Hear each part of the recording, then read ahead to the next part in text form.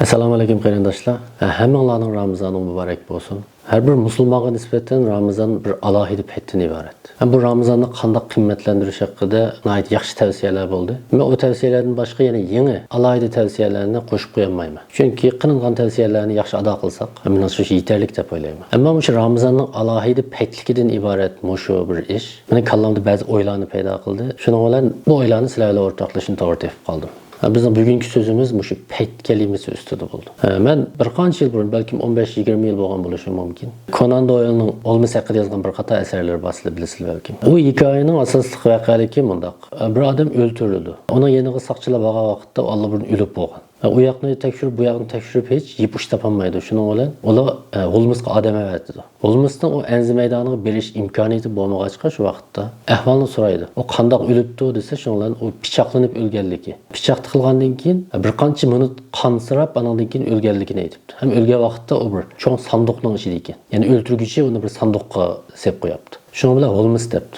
Osonkan-ku, sizlar o'sha sanduqni yaxshi bir tekshirib qo'yinglar debdi. Shuning bilan soqchilar qaytib berib, o'sha jasad bayqalgan sanduqni tekshirsa, sanduqning ichida, ya'ni usti qopqoqning osti tarafiga qotilning ismi yozilgan ekan. Asli o'lguchi o'zining qinida barmoqi bilan qotilning ismini shu taxtaga yozib qo'yapti. Shundan bundan O'lmasdan hamroy Watsonni hayron qilib, O'lmasdan so'raydi. Sen qanday topding buni? U yerga bormay turib. deb shunda desa, O'lmas unga bunday savol bilan javob qaytardi. Seningcha shu vaqtning o'zida o'lguchi qila oladigan eng yaxshi ish qaysi? Eng to'g'ri ish qaysi edi? Shundan Watson sal o'ylanib, qotilning kimligini oshkorlash dedi. Mana shunchalik oddiy g'o deydi O'lmas. Demak, bu yerda nihoyat oddiy bir qoida bor. Shu sakratda jon talashayotgan shu paytda qilishga tegishli eng to'g'ri ishni, eng yaxshi ishni shu o'lguchi qila oladi. Agar u nimishqa mening beshig'im bundoq kun keladi, meni nimishqa boshqa shuni o'ldirib o'tdi deb tipirlab turgan bo'lsa yoki boshqa ishni qilgan bo'lsa, balkim qotilni oshkorlash uning kallasiga kelmasligi mumkin.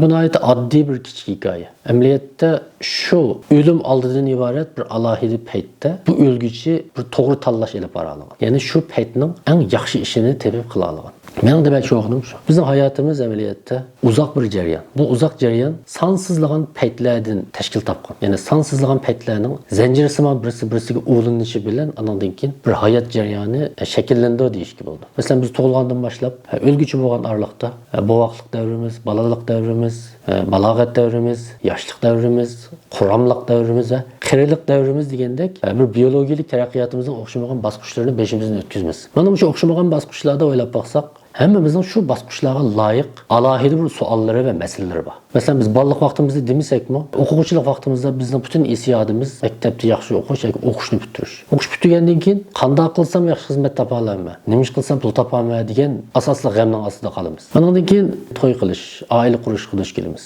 Bundan keyin bolamiz bo'ldi, cho'ng bo'lamiz. Shu bolamiz bo'lgan vaqt ondan keyin bolalarimiz cho'ng bo'lgan vaqt, hatto qarilik davriga qadam qo'ygandan keyin bizning bir qator masalalarimiz, savollarimiz o'zgaradi. Ya'ni, demakchi bo'lganim, har bir davrning, har bir paytning bizdan so'raydigan o'ziga xos savollari bor. Masalan, biz buni bunda bir obrazga o'xshatib boqili. Hayot bir uzun bir safarga o'xshaydi deb qarasak, biz bu safarga yo'lga chiqdik. Bu safarda biz balkim bir mahal cho'lda mengishimiz mumkin, bir mahal o'rmonlikda mengishimiz mumkin, balkim bir mahal dengizda, yana bir mahal jangallikda yoki texmo qo'rqinchli yerlarda mengishimiz mumkin. Ammo biz har bir rayondan o'tgan vaqtda shu rayonga loyiq tayyorlik qilamiz. Masalan, biz cho'lga kirsak, cho'qim balkim tuga elib olishimiz mumkin. Ichimlikni jiqroq qochirib olishimiz mumkin. Dengizga borgan vaqtda qo'lvoq, kiyima, paraxodga murojaat qilishimiz mumkin. Agar biz aksicha tanlash olib borsaqchi, masalan, biz cho'lga kirgan vaqtda qiyiqni olib olsak, dengizga kirgan vaqtda tugini yetib olsaqchi, biz bu safarni davomlashtira olmaymiz. Amaliyotda bizning o'sha o'xshamagan bosqichlarimiz har doim o'xshamagan masalalarni bizga akiladi. Bizning butun ishimiz amaliyotda shu o'xshamagan bosqichlar bizga tangan savollarga javob tepish va qilishdan iborat. Balkim bularni anglab o'ylashingiz mumkin. Bu nihoyat oddiy gaplar, buni hammamiz bilamiz deb. To'g'ri, bu nihoyat oddiy gaplar. Ammo real hayotda hammamiz o'zimizning hayotiga, o'zimizning shaxsiy beshidan o'tkazgan nurg'un ishlarni tafsiliy eslab baqadigan bo'lsak, amaliyotda ma'lum bir bosqichda yoki ma'lum bir paytda bizdan so'raladigan savol bir emas, ikki emas, nihoyat ko'p. Biz amaliyotda şu payt bizden soğan suallarını bilaleymiz. Yani suallarının cəmisini bilaleymiz. Bir tizimlik turğuza alaymiz. Ama biz kılamaydığı iş nima? Biz muşu suallarını muhimlik tertibiyle bir tizimlikке oturğuzamaymiz. Daim en muhimi qaysı, onundan ikinci orunda turgan muhimi qaysı degan masalaga kelgan vaqtda gangraymiz. Şunun bilan bu işning tertibi buzilib ketadi. Şundan qarabaqqa biz şu payt bizden soğan suallarını tapqanimiz bilan, ama onun tertibini qalaymagan qilib qo'yganligimiz uchun biz onun javobini tepishni qiynalamiz. Masalan, deyli bir korxonachiga nisbatan uning oldida bir qancha ish bor deb o'ylaylik. Bir mahsulotni loyihalash, mahsulotni bekitish, undan keyin uni ishlab chiqarish, uni tannarxini hisoblash, undan keyin bozor ichish, e'lon tayyorligi. Mana shularning hammasi uning oldida. Ammo hammasi o'xshash muhimlikka egami. Vaqt jihati shularning hammasini birla vaqtda qilib qo'yalamda, undaq emas. Uning uchun bu korxonachi bu ishda g'alaba qozonay desa, cho'qim bu ishni bir tartibga selishi lozim. Bir tizimlikka o'tirg'izib, birinchi muhimi, ikkinchi muhimi, uchinchi muhimi deb tizaligan vaqtda undan keyin bu korxonasining ishi yurishidi. Agar unda bo'lmay qolsa, gerçi u ishlarning hammani tizib olgani bilan uning tartibini qalaymagan qilayotganligi uchun balkim u sodada ziyon tortishi mumkin. Bir o'quvchiga nisbatan o'xshash. Masalan, biz maktabda o'qiyotimiz. Kitob o'qiydigan bir ishimiz bor. O'zimiz planlab olgan. O'sha bir oy ichida o'qishim kerak. Ammo bir oydan keyin bir bosqichli imtihonimiz bor. Imtihonga tayyorlik qilishimiz kerak. Undan keyin bir jurnalga maqola yozib bermoqchi. Undan keyin biz to'rda bir o'qishga tizimlatgan deylik. Mana shularning hammasi biz qilishga tegishli ish. Agar siz bu ishlarning hammasini o'zingizga nisbatan muhimlik darajasi bo'yicha tizammagan vaqtda, amaliyotda bu ishlarning ko'pligi sizga besim bo'lishi, hatto siz hech qanday yaxshi qilolmasligingiz mumkin. Endi biz o'zimizning dinga qarab boqaylik. Islom dinimiz bu masalalarga nima deydi? Yoki bu masalaga nisbatan zodi islom qandaqroq bir maydon tutadi. Biz islomning siyosiy, ijtimoiy, iqtisodiy degandek murakkab sohalarga kirib ketmaylik. Hammamiz biladigan ibodatli, oddiy bir qancha hukm qarab boqaylik. Hammamiz hech bo'lmasa farz, sunnat, mustahab, mubah deganlarni bilamiz. Mana bularning hammasi hukm jihatdan farq qiladi. Bir musulmonga nisbatan ahamiyat berish darajasi jihatdan farq qiladi. Mana shularning o'zila nimani bildirdi? Ya'ni har qanday ishning qancha bir ibodat bo'lsa-mu, muhimlik darajasi, qimmat darajasi bo'yicha tizila oladi. Abu Bakr roziyallohu anhuning aytib bir mashhur so'zi bor. Birovning farz amallarni qilmay turib qilgan sunnat amallari maqbul emas deydi. Albatta bu shu ibodatlarning o'z turiga qaratildi. Masalan, birisi farz namozni o'qimay, nafil namozni qancha o'qisin-mu, uning ibodati maqbul bo'lmaydi. Demak, biz buni qanday bir narsani keltirib chiqara olamiz desak, agar siz tizimlikning eng ustidagi muhim ishlarni qilmay, uning o'rtadagi va ostidagi ishlarni qilsangizmi, siz yana natijaga erisholmaysiz.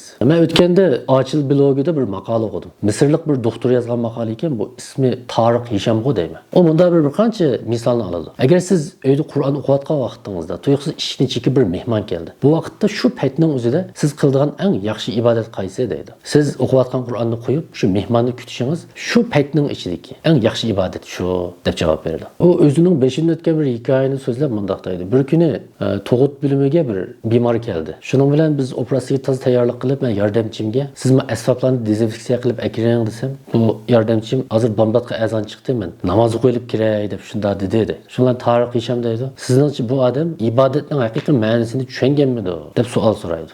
Anki yana bir voqeani so'zlaydi. Bir kuni bomdodga yaqin yana bir kasal keldi deydi. Ben bunu narkoz qilib etib, ahvoli sal turaqlashgandan keyin bir 2 rakat namoz o'qilay deb yandagi doktorning uyiga chiqdim. Joy namozni silib, endi namoz o'qiy desam, yana bir xabar keldi deydi. Yana bir jiddiy kasal kelibdi. U normal tug'ut yiqilib qolgan. Balaning tunji qilib qolish xavfi bor ekanda. Shuning bilan sal saqlab turinglar, men 2 rakat namoz o'qib chiqay deb shunda dedim de. Shuning bilan yandan bir ovoz anglandi. Bir ayol doktor bor ekan, asli xristian, keyin musulmon bo'lgan. Shu bu doktorga debdi. Ey doktor, agar siz bu narkozni hozir qilmay, navadima onaga yoki bolaga ma'lum bir ish bo'lib qolsa, sizning o'qigan namozingiz halol emas deb shundaq dedi. Men buni anglab hech nima deyolmadi. Men mat bo'ldim. U to'g'ri degan deb shundaq dedi. Menimcha men demoqchi bo'ldim dal mana shu. O maqolaning ismi hozirning ibodati. Biz sen cho'ng aytib boqaylik bu masalani. Hammamiz payg'ambarimizning hayotini o'qigan bo'lishimiz mumkin. Payg'ambar alayhisalom Makkadagi da'vatning eng dastlabki davrlarida musulmonlarning soni oz, kuchsiz edi. Shu vaqtda musulmonlarning, ya'ni shu paytda musulmonlarning qiladigan eng muhim ishi iymonida mustahkam turish va sabr qilish edi.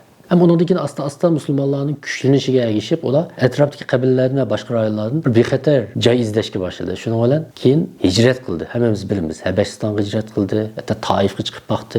Keyin Madinaga hijrat qildi. Shuning bilan shu vaqtdagi eng muhim ish hijrat qilish bo'ldi. Endi hijrat qilib Madinaga keldi. Madinaga kelib bir mazgil kuchaygandan keyin asta bu tizimlikning ustiga Makka mushriklarga, ya'ni dushmanlarga qarshi oshkora qarshilik ko'rsatish, ular bilan haqiqiy mujodalaga kirishish tizimlikning eng ustidan o'rin olishga boshladi. Biz bunu hammamiz bilamiz. Mana shu bizga nimani ko'rsatyapti? Amaliyotda bu muayyan davr va muayyan bosqichning, ya'ni ma'lum bir paytning so'g'an savollarga javob berayotganligini ko'rsatadi. Amaliyotda buni biz bir ilahiy sünnet desek menimcha xato emas. Men buni texmi yaxshiroq bir tushunish uchun bir misolni olay. Shu vaqtda Makkadan kelgan musulmonlar, ya'ni muhojirlar Madinaga yangi kelgan vaqtda payg'ambar alayhisalom bir siyosat qo'llandi. Ya'ni Madinaliklar bilan Makkalik musulmonlarni va Makkalik musulmonlarni o'zaro qarindosh qilib qo'ydi. Hatto ismini tutib birisi-biriga bog'lab qo'ydi. Shu vaqtda shu davr orqa ko'rinish qilingan bir hadis bor. Peygamber Aleyhisselam deydi, ben sizlerge İslam'daki en katlı emelini gösterip koyayım. O bolsun mu, sizler yolda mangal vakitte uçurgan, tunuyduğun ve tunumaydıgan kişilerge salam kılışınlar da şundak deydi. Biz hem de oyanıp bakayla, İslam'da Esselamu Aleyküm deyişen salam kılış, İslam'daki namazdın, ruzudun, zakattın, hecdin mi katlı emel mi? Dereciyet netkanda hiç kalsımız diyemeyiz. Ondakta bu salam birişinin ibaret bir sünnetleş, nemede en katlı bir emel aylanıp kaldı. Bu del yukarı men tılgağın arıq günüşle münasebetlik. Şu vaqtda Medine'ye, Mekke'nin kelganlar, yangi kelgan vaqtda Medine'ning vaziyati ularga unchalik foydali emas. Gerçi Medine'de bir turkum musulmonlar bo'lsa-mu, ammo ularga chipilab turayotgan, ularning kelganligidan nihoyat bearam bo'lgan 3 tane Yahudi qabilasi bor.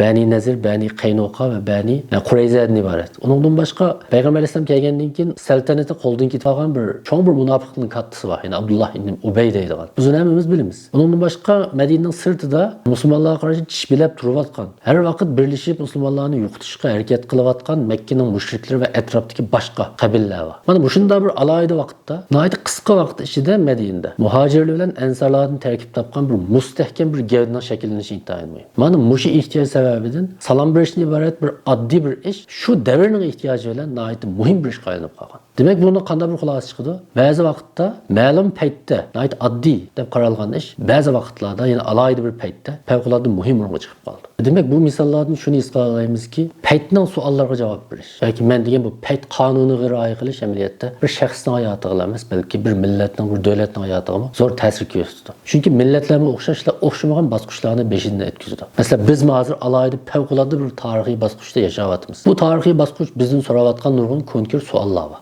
Ameliyatda bizning mag'lubiyatimiz yoki g'alabimiz mushu alohida payt so'rayotgan savollarning tartibini shu tartib bo'yicha qilishni iborat. Agar bu tartibni belgilayanmasak, bu tartibni o'z loyiqida tizamlagan vaqtimizda qarmoqqa hammamiz ahamiyatli yaxshi ishlar qilib yurganda qilganimiz bilan bu tartibni tizammaslikdan kelgan bu plansizlik bizning haqiqiy maqsadimizga yetkazolmaydi. Shunlashqa biz har zaman o'zimizdan navbatdagi vaziyatda men qanday ahvolda, uningdagi biz qanday ahvolda, men nima ish qila olayman, biz nima ish qila olamiz, imkoniyatimiz yor bergan doira ichida biz tashlab qo'yayotgan yana nimalar bor degan savolni doim o'zimizdan so'rab turishimiz lozim. Balki endi kallamizga ba'zi savollar kelgan bo'lishimiz mumkin. To'g'ri, hammamizning alohida paytda o'zimiz qiladigan alohida ishlarimiz bo'lishi mumkin. Unda biz bu tartibni qanday tuzimiz, bu eng muhim ishni qanday bilamiz. Chunki bayam deganimdek, biz nurg'un ishlarni bila olishimiz mumkin, ammo tartibini tuzish kelgan chog'da sal xato tanlash olib berishimiz mumkin. Menimcha tuvandagi bir qancha savolga agar biz samimiy, astoydil javob bera olsak, balkim o'zimizning hayotidagi nurg'un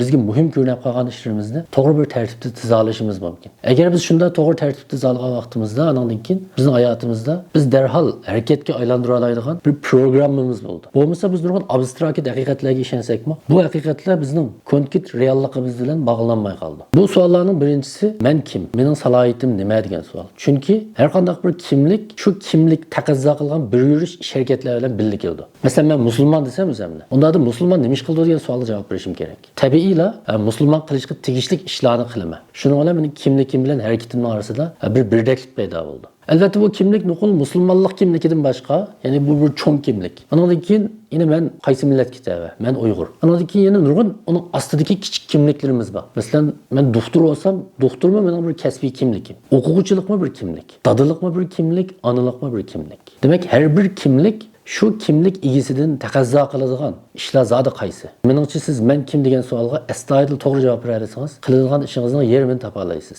Ikkinchisi, men e'tiqod qilgan, men ishongan prinsiplar mening hozirgi holatim, men navbatdagi vaziyatim haqida zodi nimalarni deydi. Mana buni surishtirishimiz lozim. Masalan, biz bir musulmon bo'lib sifatimiz bilan dinimizning navbatdagi vaziyatda bizdan so'raydigan eng jiddiy savollarga dadillik bilan yuzlanib javob berishimiz kerak. Uchinchisi, mening hayotimda o'zimga taalluq bo'lgan bir g'oyam bormi? Ondan keyin bu g'oyam haqiqiymi? Bu g'oyam chinmi? Buni atayin ta'kidlashimning sababi nurg'unlarimizning g'oyamizni so'rsak biz bor deymiz. Ammo hayotimiz, kundalik turmushimiz ma'lum bir g'oyasi va odamning hayotiga o'xshamaydi. Chunki ko'pinchamiz g'oyamizga hatto haqiqiy ishonmaymiz. To'rtinchi savol. Sizning bu shaxsiy g'oyangiz, sizning diningiz bilan, vataningiz bilan, millatingiz bilan nima munosabati bor? Ma'lum bir bog'lanishi bormi yoki yo'qmi? Bo'lsa, qandoq bor? o sizning tanlashingizga qanday ta'sir ko'rsatishi mumkin.